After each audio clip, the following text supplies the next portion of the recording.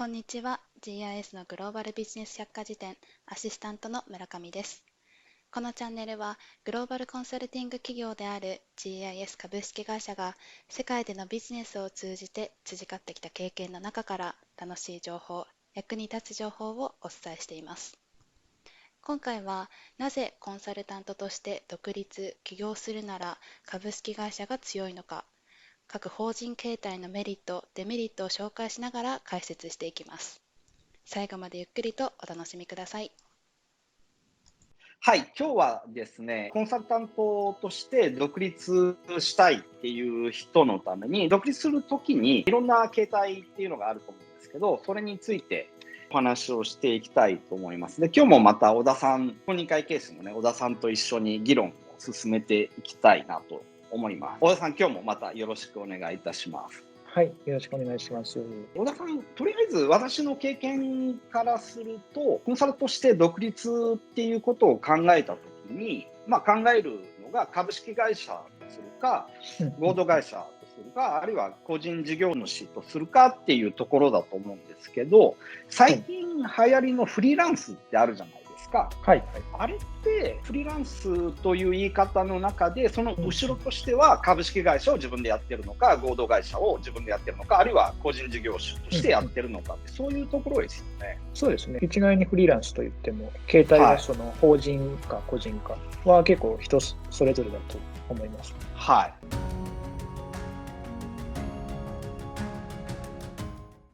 小田さんに株式会社、合同会社、個人事業主っていうところのメリット、デメリットっていうのを書いてもらったんですけども、はい、私がですね、自分自身だともう独立した時に株式会社になってるので、他の形態って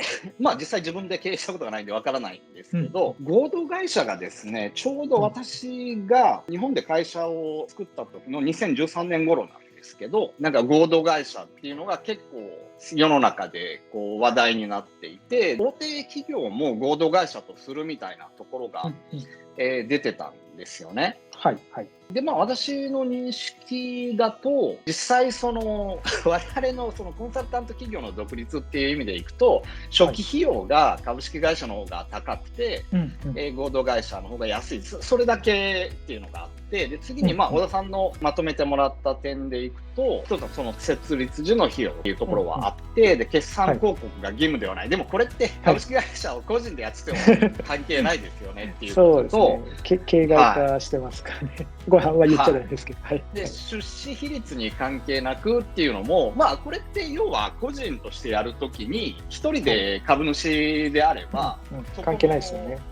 関係ないんで、株式会社と合同会社っていうのは設立時の費用の差でしかないよね。とりあえず税務的というか会社の運営っていう面でいくとそうですよね。そうですね。はい。で個人事業主とすると税金、所得によって法人税より個人税のそのバランスというか割合が違ってくるということで、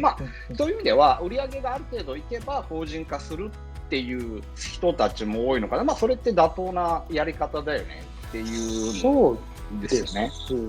基本的にやっぱり個人事業主の形態取るパターンって本当に零細事業で、所得がだからちょっと今パッと分かんないですけど、少なくとも1000万円はいかないぐらいの所得で、300万円ぐらいだったら個人事業主で、ただもう少し売り上げが立つんであれば、基本的には法人化した方が、メリットは多いかなと。いや、多分本当にそこまで来ると、法人化するメリットって結構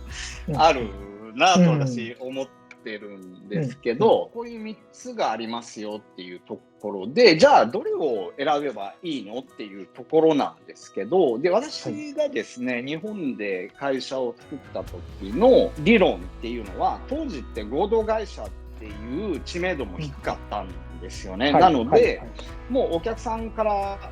にはですね、株式会社じゃないと取引してくれないっていう人もいたんです。もう今はいないですよね、そういう人たちって。最近はそうですね、だいぶ減ってると思いますね、そういうパターン。合同会社でも今取引できない会社とかってあるんですかね。それないですよね。どうなんですかね、聞かないです。もしかしたら本当に地方であんまり合同会社のことを知らない人がもしいたら、なんだこれってなるかもしれないんですけど、一般的にはそんな聞かないですかね。ですよね。はいはい。今はもう本当に個人事業主でもフリーランスっていう人たちがどんどん入りやすく、大企業でも入れると思うんですけど、合意すれば入れるんじゃないかなと思うんで、実際に我々が株式会社じゃないとダメだっていうような時代の背景っていうのはもうほとんどないよねっていう感じですよね。そうですね。はい。一応本当に大きい会社を目指すっていうことで、例えば上場を見据えるとか、そういう形であれば基本的に株式会社、合同会社だと上場ができないとかっていうのがあるので、ここはありますけども、そこまでは目指さずに、ある程度の規模でっていうことであれば、合同会社でもいいんじゃないのかなと。ですよね。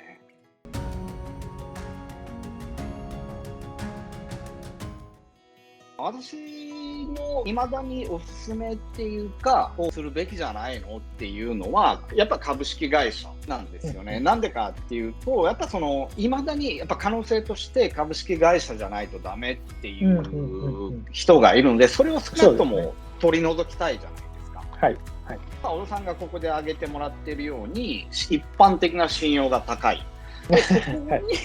投資することによって、別に私今株式会社持っててもやってても合同会社やっててもそんなに今の信用度って変わらないと思うんですけど当時やっぱ最初に会社を始めるときってそこを覗きたいじゃないですか。とりあえず株式会社としてやる気を見せてるのがそこに何十万、30万ぐらいなんですかね今。そうですね。そんなに設立時の費用もそんな変わらないので。で、確かにそうですよね。特に起業したての時ってやっぱり最初の取引先見つけるとことかっていうのがすごい大変になってくると思うので、そこでなんか変につまずくよりは、株式会社で行った方が、スムーズといえばスムーズですよね。そうですよね。その障害を取り除くっていうところと、やはりね、もう一つ大事なのはね、自分自身の意気込みっていうのがあると思うんですよ。だからその費用を出せないというか、出したくないから合同会社とするっていうこと自体が、やはり今後ね、そこで生きていくんだっていう意気込みが、ないっていうのが、そこで私がね、自分自身にも言ってたことなんですよね。そこで、お金ケチって、だってそのお金ケチっても結局は売り上げを上げていかないと生きていけないわけじゃないですか、お客さんいなければね。合同会社にしてお客さん入んなくて、でそこで初期費用を節約したとしても何の意味もないわけで、なので本当に独立してやるんだっていう人は株式会社を選びましょう。もっと会社運営をして、いろんなメリットが分かってくれば、別に合同会社としてもいいし株式会社としてもいいしっていうのはあるんですけど、株式会社にしてとりあえず設立費用を払ってもう腹を決めてコンサルを始めましょうというところですよね。そうですね。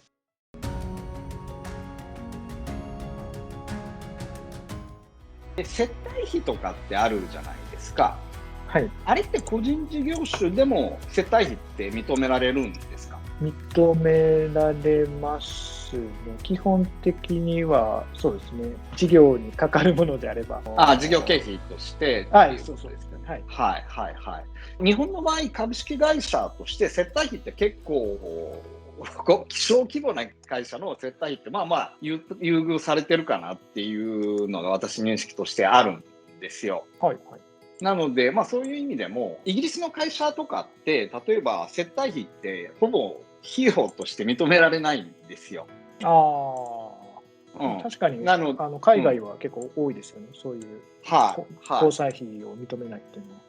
そうなんですよね。なので私例えば同じ会社を経営して日本だと赤字なんだけど、日本人だと黒字なんだけど、イギリスだと赤字になるっていうのは結構あるんですよね。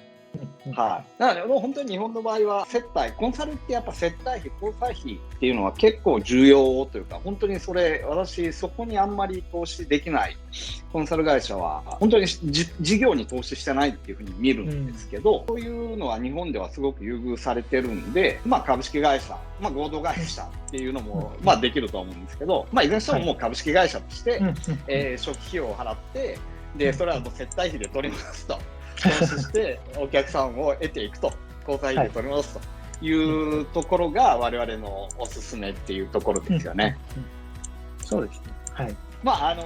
参考に、やっぱり私は本当に独立するんであればそうするべきだと思ってます。そこでいろいろ費用を削ってっていうのは、おそらく